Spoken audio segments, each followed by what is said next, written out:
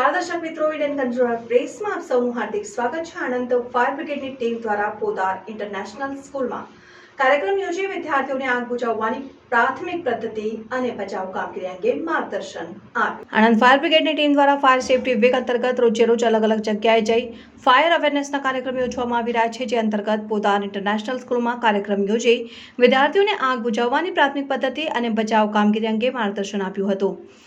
દર વર્ષે 14 એપ્રિલથી 20 એપ્રિલ ફાયર સેફટી વીક તરીકે ઉજવવામાં આવે છે। આ ફાયર સેફટી વીકની ઉજવણીના ભાગરૂપે આણંદ ફાયર બ્રિગેડની ટીમ દ્વારા શહેરના મોટી ખોડિયાર રોડ ઉપર આવેલ પોદાર ઇન્ટરનેશનલ સ્કૂલમાં ફાયર અવેરનેસ કાર્યક્રમ યોજાયો હતો। ફાયર ઓફિસર ધર્મેશ ગૌરની સૂચના મુજબ ફાયટર રઘુવીરસિંહ પડિયાર, હિંમતભાઈ ભુરિયા, ભાવેશભાઈ વરુ દ્વારા આગના પ્રકાર અને આગ બુઝાવવાની પ્રાથમિક પદ્ધતિઓ, ફાયર વિભાગમાં કરવામાં આવતી કાર્યવાહી અને ઇમરજન્સીમાં બચાવ કામગીરી અનુસંધાને માર્ગદર્શન આપી વિદ્યાર્થીઓને પ્રેક્ટિકલ ડેમોન્સ્ટ્રેશન બતાવી સંપૂર્ણ માહિતી સમજાવી હતી।